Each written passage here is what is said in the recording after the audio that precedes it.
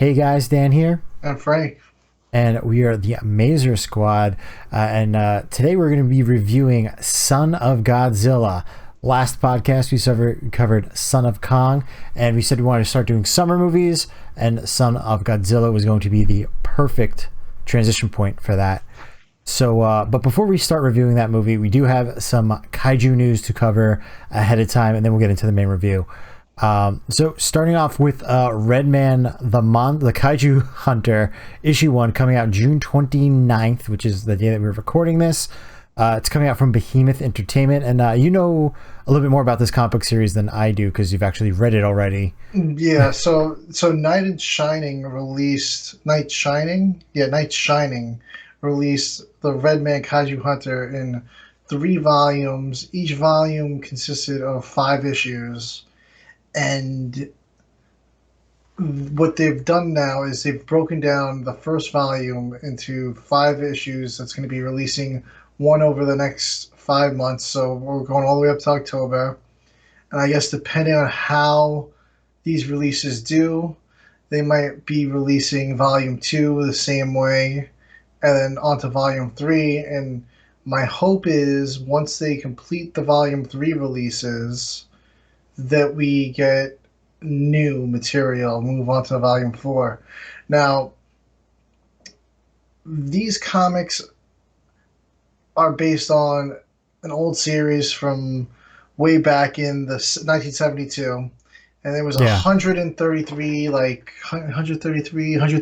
5-minute episodes. They would take place like during like a variety show, so there wasn't much story at all to them. It was really just It Redman, was, who's like yeah. basically like an Ultraman, and he would just literally just jump a random kaiju and just beat the crap out of it for Yeah, five it's minutes. it's a weird series if you've ever watched it. You can find them. I think they might still be on YouTube. Yeah, Um, Tosa Bayaru was putting them up like one weekly. They're out there. You yeah, could, they're out there. if you Google it, you can find them. They're I downloaded them to have them stashed Yeah, they're easily myself. found, and it's the precursor series to Go Godman, Go Green Man. Yeah, It's super low budget from what I remember. I did some research of this like back when I started watching it. yeah, It sounded like it was just like a crew in a van with some yes, kaiju suits, yeah. It was and they would just find a spot, film a fight, go to a different spot, put on a different kaiju suit, film another fight, and they just filmed a bunch of these. You can see half of these suits sometimes in the they're all fights. You can beat see like the up. back There's like is there's open holes because in they them. can't zip up anymore.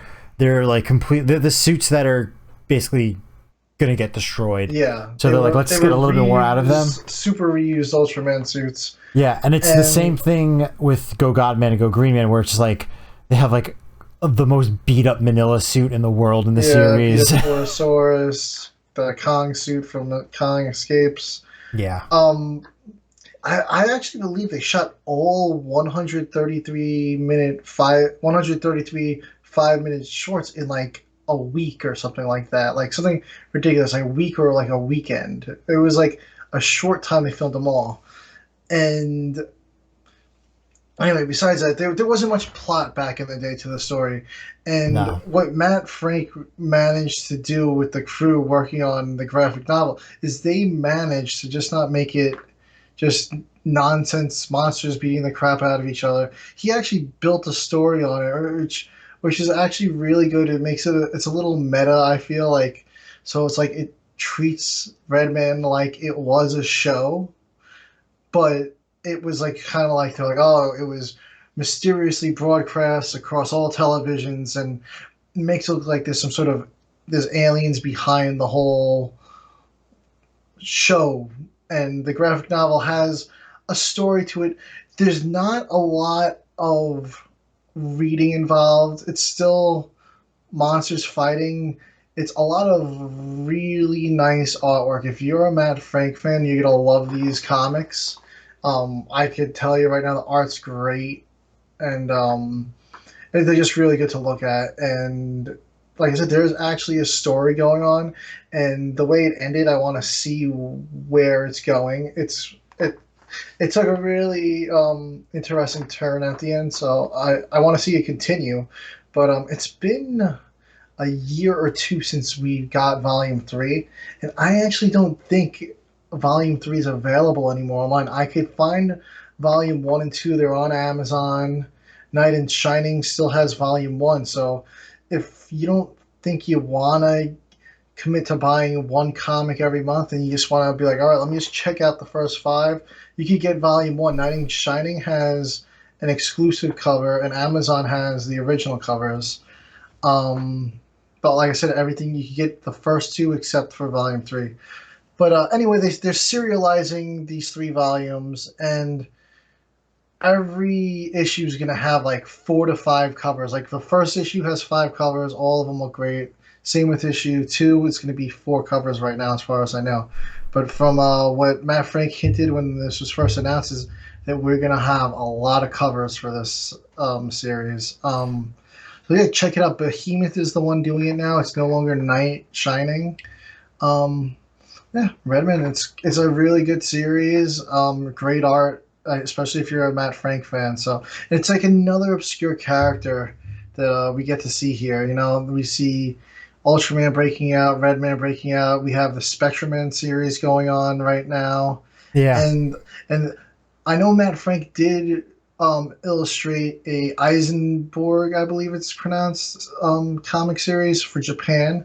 I'm hoping we get a state release of that also. Yeah, we'll see. Yeah. Yeah, so, you know, we're in a little bit of a lull right now as far as Godzilla comics. I think we're waiting until August for the next one. Oh, so yeah, this is going to be a cool Godzilla transition series to maybe read while you're waiting. It's a cool transition series. IDW did come out with a Best of Godzilla graphic novel. I don't think it's necessary if you've read all the previous Godzilla comic series. Basically, what it's done, it's grabbed random issues from previous Godzilla series and just put them in one book. It's good, maybe to grab people, fans. I get it. I don't think it's super necessary. If you want the Best of Godzilla comics, Godzilla Rulers of Earth, the 2 compendiums, that's the best of right there. Yeah. All the series are good. Rulers of Earth is the top, and I don't think it could ever be topped. I'm sorry, I don't think it's possible. Yeah, I remember a couple of years ago, I mean, this has got to be like, I don't even know, what, 8 years ago-ish? When we were at Big Apple Con, Matt Frank was there. Was it Matt Frank? I remember. No, that was WinterCon. It wasn't Matt Frank. It was somebody else. I forgot who it was. I don't remember who the artist was, but he worked on Rules of Earth. Yeah. No, but it definitely wasn't Matt Frank. If it was Matt Frank, I would have definitely known. Okay. Yeah, anyway, let's get over to Ultraman news, because it just seems that this is the franchise there's a lot of Ultraman going right now. A lot of stuff going on. We actually have like 3 topics on it before we get to like the next category that's not Ultraman. So we'll get through these super quick. 2 podcasts ago, we talked about the not announcement, but on Deep Discount, they had the Ultraman Zerth and the Ultraman Child 3000 or Children 3000 series listed, as well as Amazon. Now Amazon has posted Ultraman Cosmos and Ultraman Neos sets, and these are set to come out in September. So Ultraman Cosmos is going to be all 65 episodes and the 3 movies, and it's going to be an 8-disc set. So there's going to be some compression on it, because if you do the math, that's either like 9 to 10 episodes if they spread that over a 7-disc and then 1 disc for the movies, which is probably what they're going to do. So there's going to be compression. But they had compression on the last series, Amoebus, to come out, and it wasn't a huge issue as far as like getting some like pixelation or anything like that. So hopefully they know what they're doing and they don't like ruin the audio or anything. I'm sure they won't. Mill Creek's been doing pretty good with these so far. I know there's been some controversy over dubs, but the thing is, Mill Creek doesn't make new dubs. They use whatever materials out there and whatever materials that they're provided with. So that's the reason why the dubs are the way that the dubs are. It's just Mill Creek has been like this for years. They're a budget distribution place. If Mill Creek is making new dubs, it would cost $50 like the Shout Factory Kamen Rider set does, because they made new dubs. So that's why they keep the price down. On top of that, Ultraman Neos, 2-disc set, 12 episodes. Perfect. That's all we need. Just like the Ultra 7X, hopefully maybe they'll cross over to a Blu-ray and change the listing like they did on that one, but I'm not going to hold my breath on it, but that would be really cool. And yeah, that's basically it as far as news on that category. Do you have anything to add to those two series? Besides, like you said, those two series are going to be awesome. And we know Zerth and Kids 3000 is supposed to be out July 26th, according to the listing. Mill Creek still hasn't said anything officially, but they have been posting on social media that starting July 1st, they're going to be observing Ultraman to celebrate Ultraman Day. They're going to be doing like an Ultraman week thing. I think it's going to be intertwined with what's that website called? Like the Ultraman wwebsite, Ultraman Connection or something. Yeah, now. Connection. That's the one where they release the the live streams on, and like the not Shin Ultraman, but the new like multiverse-ish movie that they put out. Going to be cooperatively working with them, celebrating. It starting Friday, according to their postings, is when they're going to start celebrating. So I'm wondering if we're going to finally see the box arts for Zerth and 3000 and see them officially announced by Mill Creek. We'll get the date. We'll see if they actually stick with July 26th. Yeah. I think it works out, because if they really are releasing Neos and Cosmos in September,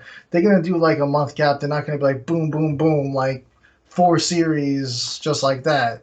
So yeah. I think they're gonna. Well, at least Zerth is a short. Yeah, Zerth is just 2 movies. Yeah. And the Kids 3000, I don't know the details on the set yet. I know it's Ultra Kids was 2 series, 2 animated series. There was Ultraman Kids, and there was like Ultra 3000 something, but the listing has it listed as Ultra Kids 3000. Yeah. I'm not exactly sure. And they were very kiddie oriented. This Kids 3000 show is like a chibi cartoon. So it's definitely something very different. It's way different than the Ultraman anime or cartoon, is if you want to call it, from the 80s. Yeah. So I would imagine they know that's going to be like a limited audience for that. Yeah. So they're probably not super worried about it. Add to the collection, but I don't know. I don't know if it's going to do that great, that one. I don't think it's that one's for the fans. I don't think it's a series in high demand. It's for the collectors.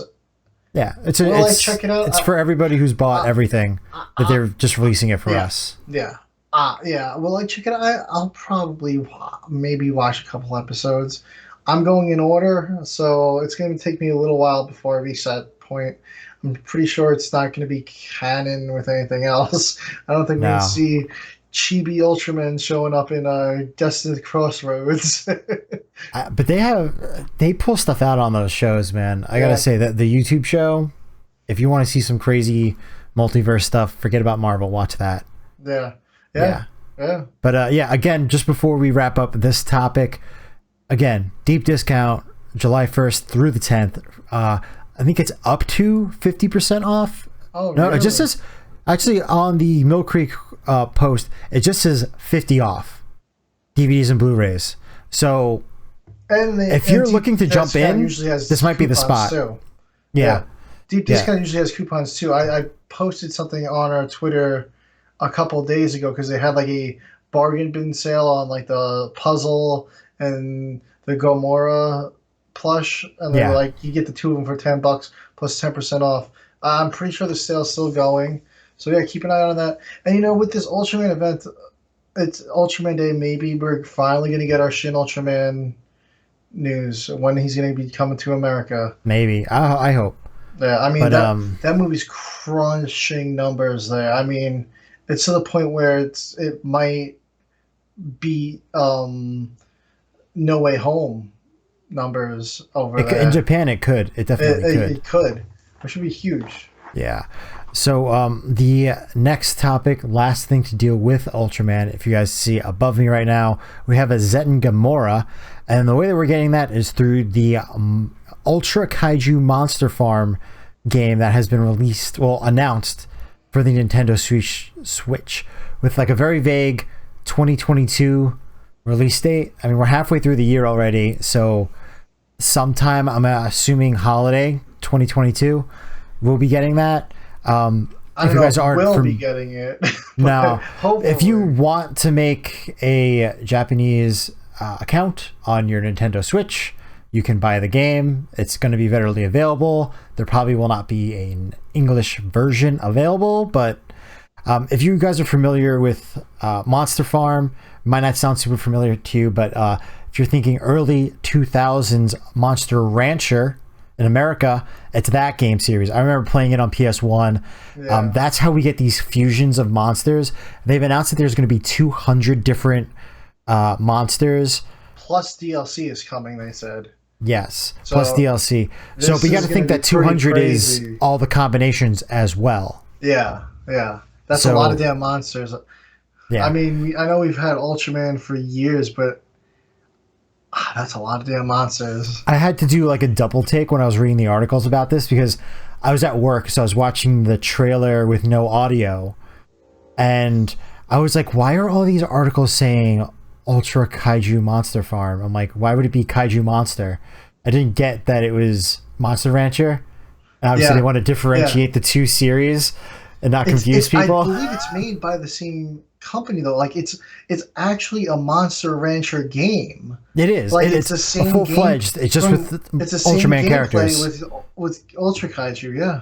Yeah. So if we get an English version, I might actually hop on that because I'm a little burned out on Pokemon, to be completely honest with you, and I think I got to take like a break before the new series comes out. Pretty easygoing game too. It looks like it's like a kind of like. It's like something I want on my phone. Like, it's like almost. a time. That's how I felt too. Like I was like, yeah, it looks like a good phone game. Like it's a time waster. Like I kind of want to get into Stardew Valley, but I'm like, it looks like a nice time waster. I want to get it on the phone, but I'm like, it's a lot of money for a phone game. Yeah, that's the one good thing with Apple Arcade. I haven't gotten it, but it's $5 a month, and you get some pretty decent phone games instead of watching ads every 2 minutes. You get 1 minute of gameplay, 2 minutes of ads. Yeah. So that's the one solution for that. And that kind of wraps it up as far as Ultraman news. That's all the Ultraman news for now. All the Ultraman news. I'm sure we'll be flooded next week. I mean, Ultraman Day's coming, so. Yeah, so transitioning from Ultraman to the MonsterVerse, we got a lot of production news kind of recently, like over like the last week, as far as these Apple shows and the sequel Son of Kong movie that's coming out. First thing is that apparently they're going to be start filming in Vancouver for the Monarch series. And the working title, the production name is Hourglass, apparently. I mean, who knows if it's actually going to be called Monarch either when it comes out, but we'll see. I'm excited. That's the Godzilla side of things. Yeah, one thing about this show that, like, with a code name like Hourglass, are we going to get like 24 for Godzilla? Where it's like a Monarch agent's got 24 hours to. Oh god! It's the Hourglass. Well, I know it takes place between 2014 and King of the Monsters. Am I correct? I believe is what the timeline is. Yeah, I think that's what they're trying to set like up. A family that I don't know if the family is connected to Monarch or what. There's not a ton of details out on it, but I know they're filming in Vancouver. It was listed on in a Vancouver paper for things being filmed. A lot of movies and TV shows get filmed in Vancouver. It's a good city for that. A lot of tax incentives. Yes. Which, speaking of tax incentives, that's what brings us to our next thing is the Kong sequel, or the Godzilla vs. Kong 2 sequel. Village Roadshow, which is a studio in Australia, put out a post on Instagram earlier this week or last week, I believe. Basically, the statement was saying that construction is underway at Village Show Studios for the third installment of the Kong films. So they're counting Skull Island and Godzilla vs. Kong. And they're saying the production will inject more than double the $36.5 million that Godzilla vs. Kong got them into the local economy. So Australia is going to be making some nice money over there from this production. Yeah, no, they really are. Yeah. Double $36.5 million into the Australian economy. Yeah, and I'm pretty excited about this. I know everyone, they left Godzilla vs. Kong open to sequel, but also it could have been a finale. So I'm happy that the response was so good from the fans that they decided to continue with this series. And this is the longest run that Kong has had in movies. I mean, he's made it alive out of 2 movies. He barely made it out of Godzilla vs. Kong, but you gotta wonder: are they gonna kill Kong? Are we gonna get? Is it really gonna be a Son of Kong movie? What are we getting? I don't think they're gonna kill off Kong because it's. If anything, they're gonna run out of that Godzilla license. They're going to say, we don't want to pay this anymore, and they're going to stick with Kong. At least that's my opinion. Or they're just going to end the series and pick up 5 years later and just reboot again. Yeah. I don't think that they're going to kill off Kong. If not, I think that's going to be the finale of the series. You think? I really don't know what's going to happen. I mean, I know Kong's probably is the easier monster for them with licensing. Yeah, when it comes to licensing. I don't think they have to license anything. Yeah, I think they just have it. Yeah. They're like, boom, we can do as much as we want with them, as long, Yeah. So I think as long as they don't plan on doing any King Kong, the original concept reboots, I don't think we're in any risk of them losing Kong. Yeah, Kong lives. Yeah. And so I guess we should bring it over to the to our final review, which is going to be of Son of Godzilla. Son of Godzilla. Son of Kong was the last one. And we've had this meme banner up the entire post because this is the first sight you see of Manila and Godzilla from this, which is horrific for both of them. So I guess we'll start off with it. We're flying over. There's some pilots that run into Godzilla, and he pops up through their window, and this picture is what you see of Godzilla. It is the Astro Monster suit. It is probably the second worst suit that they've ever made. And the reason why it's in this movie is because they just use it for water scenes, because who cares? It's a terrible suit. If it gets destroyed, we don't care. So that's why it's still in this movie. We see it for one more scene after this, and then it's done. And we are going to go over and just transition to our island now and our summer theme of this entire review. So why don't you pick up from here? Oh yeah, I mean, it opens up after that. We get opening credits, beautiful island, panoramic shots of everything. But anyway, on the island, they're doing an experiment to basically control the weather, so that they could get weather that they could farm in all year and change unfit environments for farming into environments that they can farm. So basically, it's the same plot that we've been dealing with forever and dealing with right now, and same thing as Endgame. There's overpopulation. We don't know what we're going to do. Their solution to overpopulation and a food shortage is let's terraform areas that aren't good for farmland. So they're doing this experiment. Our main character, Miko, crash land. Well, he doesn't crash land. He parachutes down onto the island and is demanding a story from them. Rather funnily, because he will not take off his life preserver. Yeah. He's just there on the island the whole time wearing a life preserver. Like, how long are you gonna wear that thing for? Yeah, he wore it for like 2 scenes, but he has like this like red Hawaiian shirt with like a life preserver on, and he's like, I am not leaving until I get my story. He's like, I know there's something going on here. And they're just like, well, we need a cook. So he's like, okay, I'll be a cook. Yeah, As long as I can stay. because they're like you either swim off the island or you stay here and work with us. They're like, there's no way off. Yeah. So our reporter just becomes part of this crew trying to make farming environments out of this tropical island. They're trying to control the weather. Um, you find out shortly after he gets there, there's giant praying mantis, the Kamacuras. Yeah, they're like about like 10, 15 feet tall. They're at this point, yeah, they're not the Kamacuras we know. They're like, yeah, like you said, 10, 15 feet, maybe even smaller, like man size. Like they're somebody could wrestle one down if they wanted, but I wouldn't do it. He goes around. He sees a girl. He explores the island the next day. He sees a girl bathing, swimming. Then he goes to take a picture of her. Rock slips. She sees him. Disappears. Yeah. So that's our female lead, Psycho, and they changed her name in the dub, so you might know her as Rika or Rico, depending on which dub you listened to. She is actually an Japanese American actress, and she's into dancing and all this stuff. She's like still active to this day. Oh, really? It's like she was like in like the Japanese like Les Mis. Like if you think of any popular like musical over here in Broadway, and she's been in the Japanese version of it. Oh.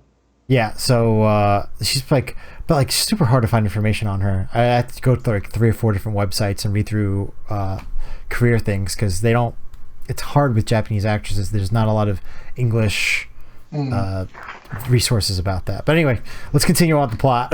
yeah. But so basically, they finally run their experiment. What it involves is changing the weather. So they try to set off a storm. Something goes wrong. There's an equipment failure, and it causes a radiation storm for 3 days.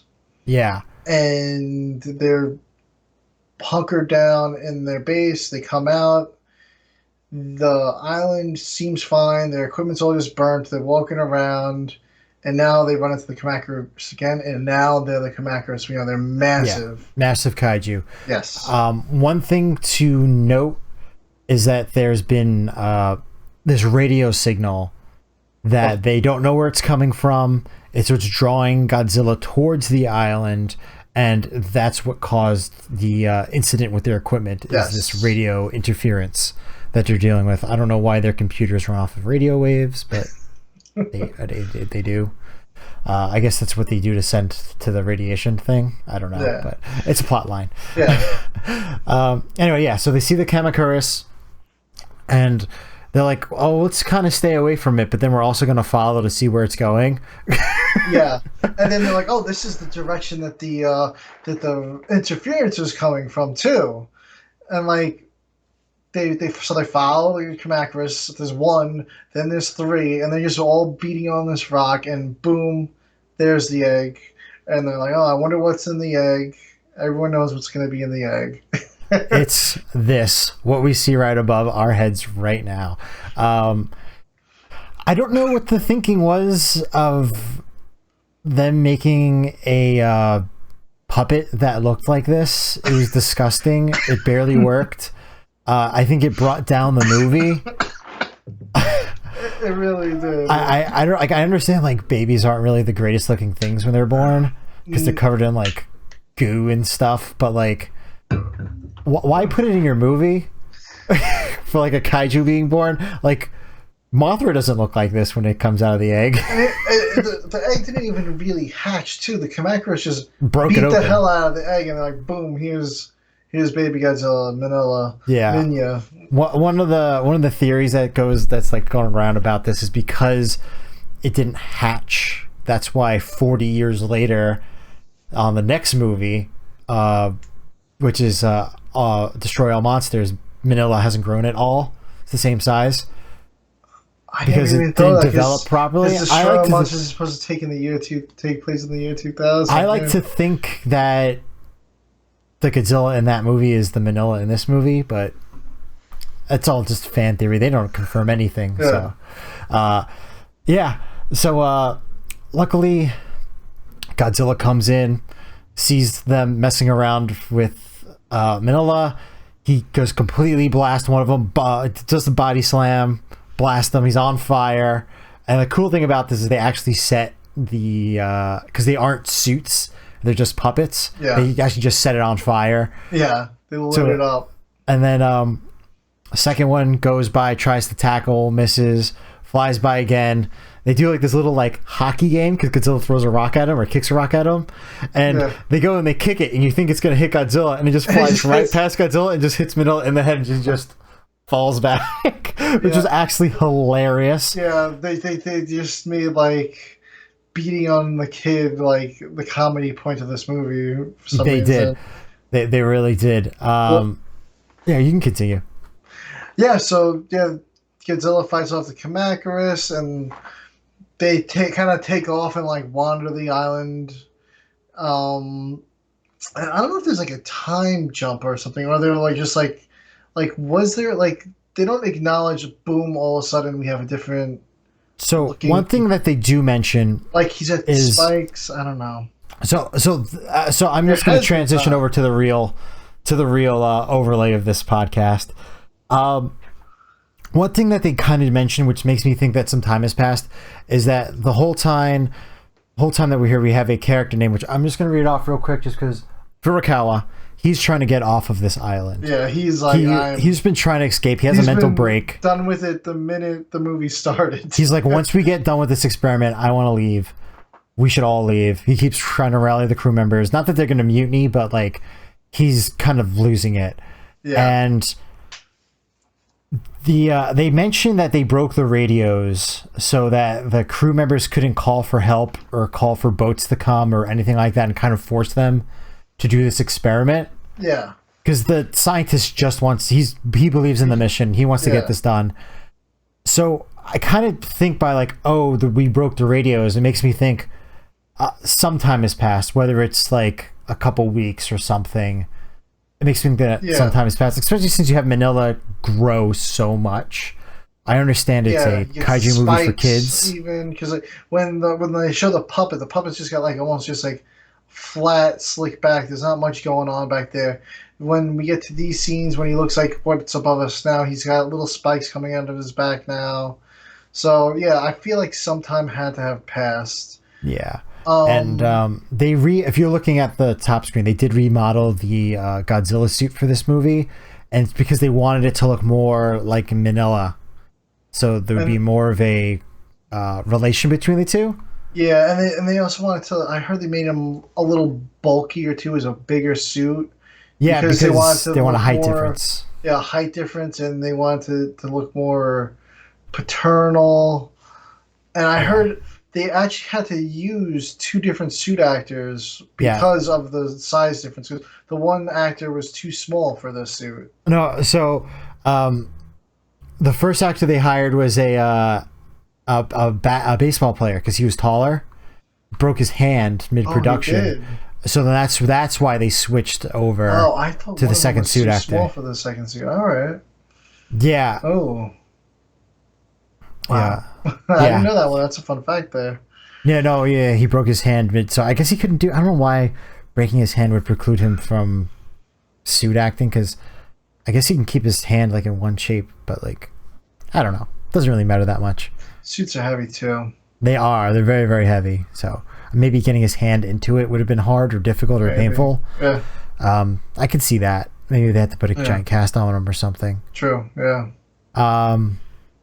But yeah, so we got some scenes with Manila. He's grown up now. He's very playful. There's some pretty good comedic scenes here, and we see him by this like fire lake thing. The warm red water.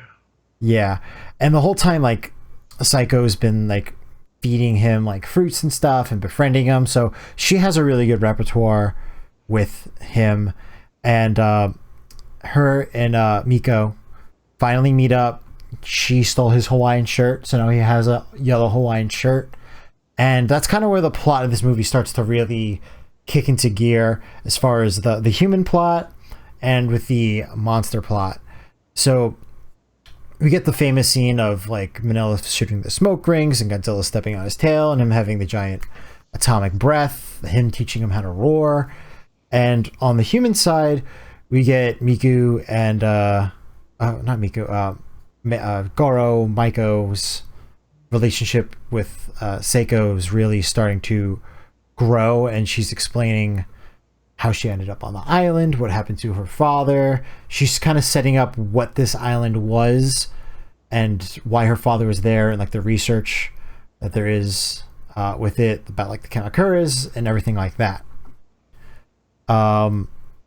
They kind of could just continue doing their own thing for a while, like, and then things start to come to a head when we get into kind of the final fight of this movie, as far as the human plot and the kaiju plot. So I don't know if you want to start off with what happens with the humans. So yeah, basically, well, when Godzilla showed up on the island, he stormed through their base all as well. So their main base was destroyed. So they've kind of been living out of Rico's, Psycho's cave. She had a cave where she stayed with her father, who was a paleontologist, and he was on the island, Solgal Island, during the World War. I don't know if it was World War II. I'm assuming it was World War II. And when she was born, her mother passed away. So just her and her dad. He passed away eventually.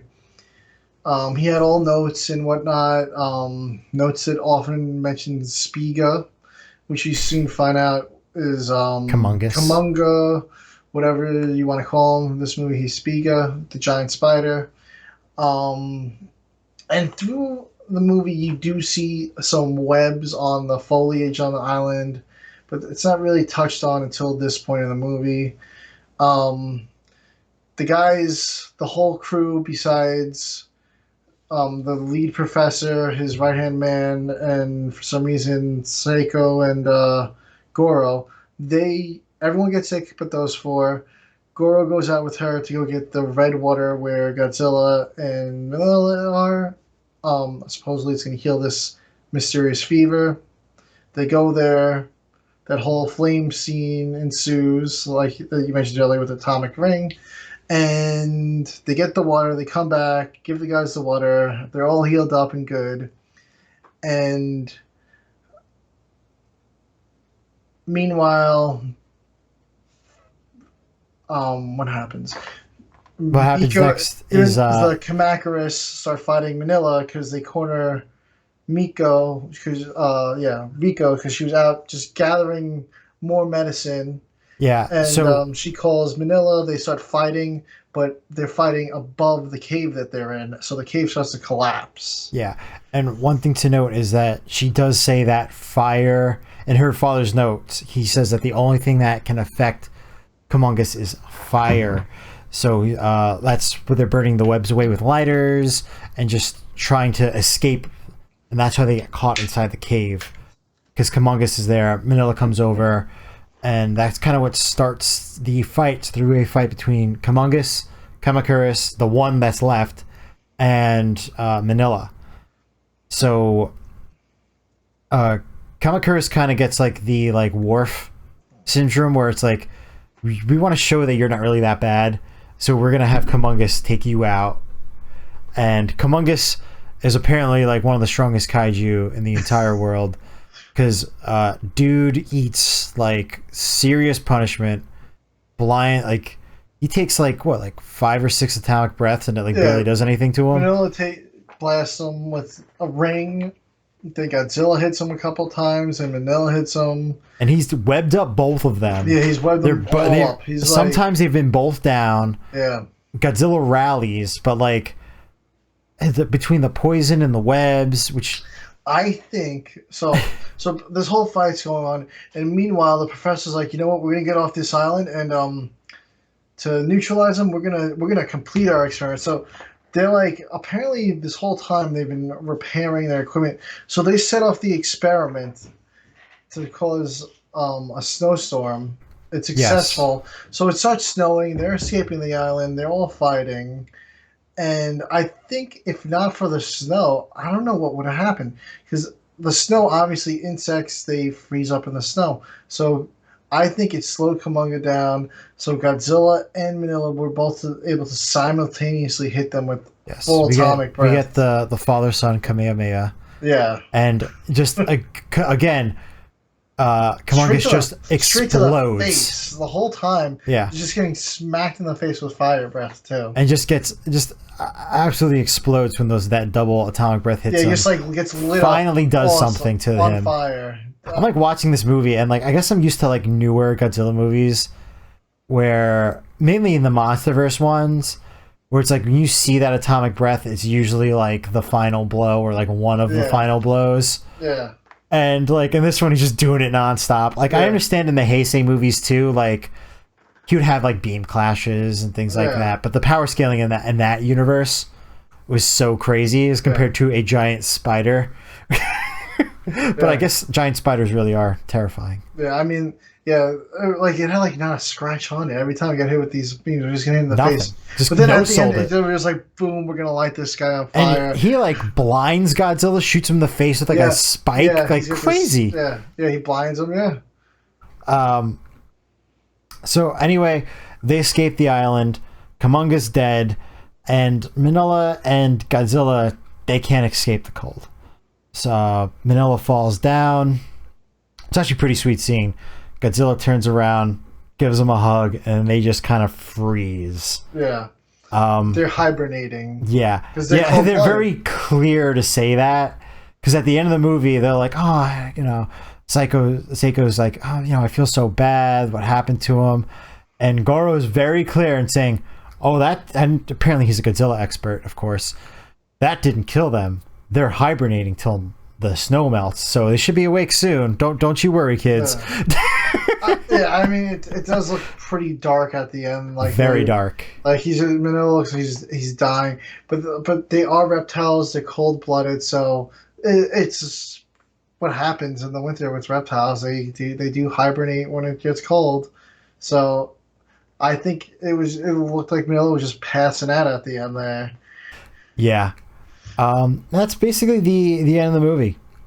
I thought going into this, I hadn't watched this movie for I think at least 8 years, and it's one of those things where you kind of forget. It's long enough that you start to forget things in the movie, and you remember the bad suit, you remember the jarring Godzilla scenes. I feel like you remember the bad stuff, but watching the movie.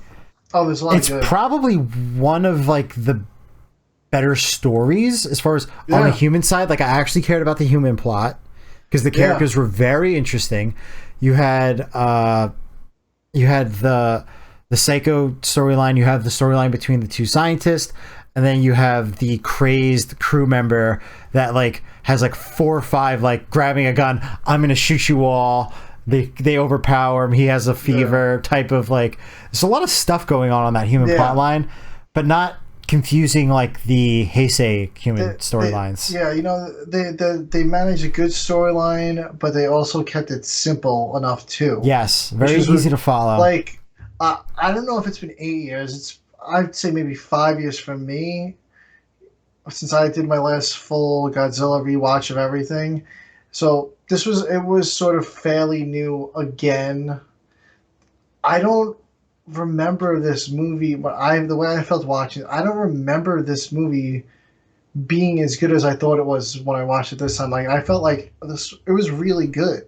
Yeah, like, I really liked it. I feel like this movie, like when everyone talks Godzilla movies, like this one is definitely one of the low tier ones. It's definitely low tier, and the suits aren't the greatest. But I feel like it should kind of be up there story-wise, though. Storyline, I'd say it's probably one of the top ones. Yeah. And I feel like the fans, what they harp on are the terrible suits and the lackluster villains. Okay, Kumongus and Kamakuris aren't the most visual. It's a giant spider and giant praying mantis. Yeah. I feel like that's what people harp on. But if you just look at the story and the things that are in here and like the awesome setting, yes, it's a lower budget Godzilla movie. But you can even see in like the reviews, like critic reviews, it's still pretty good. It's fresh. Yes, I want to Rotten Tomatoes for this. It's fresh. But you look at the fan reviews, it's like 30%. Yeah, the fan reviews for this movie are so much lower than the critic reviews. I don't know if it's just because people hate Manila. Is usually the opposite for Godzilla movies. Usually the fans love it, the critics hate it, and I felt like people don't pay attention to the plot and what's actually going on in this movie. And they're just like, the fight's not great. It's lackluster villains. The suits look disgusting. What happened here? I feel like you need to look at this movie like a, I don't know, what do you call it? Like a Mystery Island, Stranded on an Island movie, more than a Godzilla movie.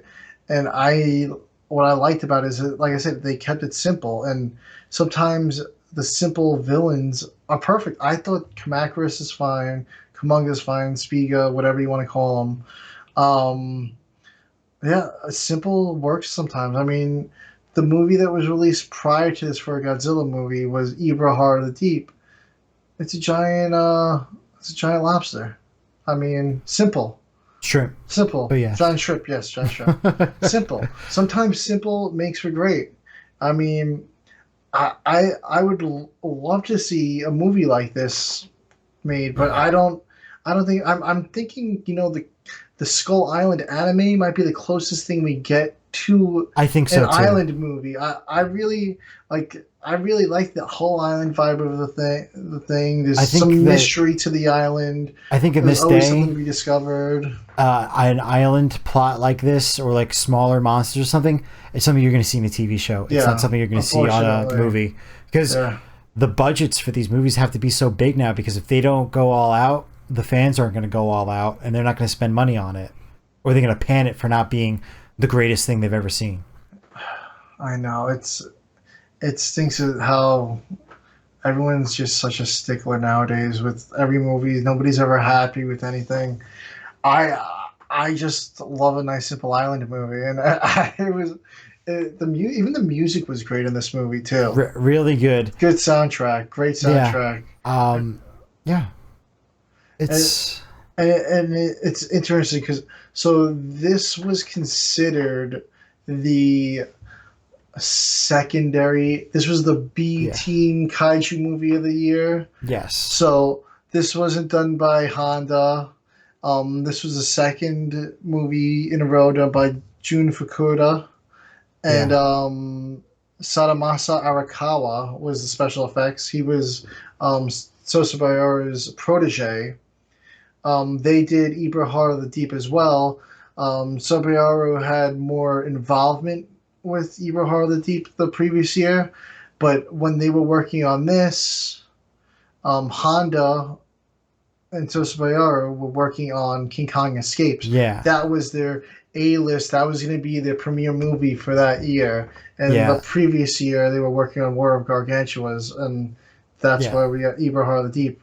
So for this movie, Tsuburaya does get he's not the director of special effects. He's like a consultant. He's the consultant. He sort of stepped in every now and then to help out when he wasn't working on King Kong Escapes. And he's basically just out of respect, they put his name on it, but not. For what they would call the B team or the second string team, I think they did a great job. I think it's better than Kong Escapes. I mean, I've seen Kong Escapes a couple times. I've seen it 2 months ago. Oh, you did? Oh, I like this one so much better. Yeah, I'd watch this one again before I'd watch Kong Escapes. Might be controversial. I love me some Doctor Who and some Mechanicon, but this was a better story to me. It really was. Oh, it is. It is, and better vibes too. I just love the whole setting too. I love the island feel of it. Yeah. Like I said, there's some beautiful shots in the opening scenes. Even throughout the movie, they give you some cool beach scenes, and I think they shot a lot of it in Guam. Actually, I wouldn't be surprised. I know that there's some studio stuff. So on the second body slam on the Kamakuris, about 34 minutes into the movie, you can see the studio lights because the camera's panning up to get the height of Kamakuris. And you can see like the stage where they have like the wires and like the stage lights. Yeah. So like some of it's on location, some of it's studio, and you can see the shots between like the humans and the monsters as always is composited in. Yeah. And I watched the Criterion Blu-ray. So this was my first time seeing it in HD too. Yeah. And I felt like the sky background, like you could see like the lines for the backdrop sometimes. So I was seeing that too, but I thought it was an error with the Criterion Collection. Oh yeah, Probably because I've never seen the movie in HD. yeah. I'm like, now I'm thinking about it. I'm like, they're either lines on the set or they're like the wires for the Kamakurs. Yeah. But I'm like seeing that and I'm like, oh man, Criterion, you really dropped the ball on this. But now like thinking about it, like today, I was actually thinking about it today. I'm like, those probably wasn't a problem with the Criterion Collection. That's the problem with making some of these older movies high definitions. You see Some stuff. of this set stuff just stands out now. Like Yeah. back in the day, the picture wasn't as great. You couldn't see it, so they're like, "Oh, boom, we're fine. We don't need to touch that up." Whatever. Yeah. There's a line there. They're not going to see that now. Now it's cleaned up and sharpened up. We can see a lot more than we did back in the day. It looked great though. Still, it looked No, I really liked it. fantastic, yeah. And at an 85-minute runtime, I thought it was the perfect length. I felt like the story never dragged and it just was very No, well paced. it's Kept me super engaged the well-paced. entire time. Sometimes you get these kaiju movies, and I know there's a lot of people that are like huge fans of them, or these are classics. I love them. Sometimes they drag in the middle.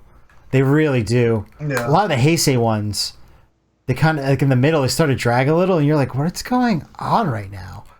So I felt like this was very well paced. It's as long as No. it needed to be.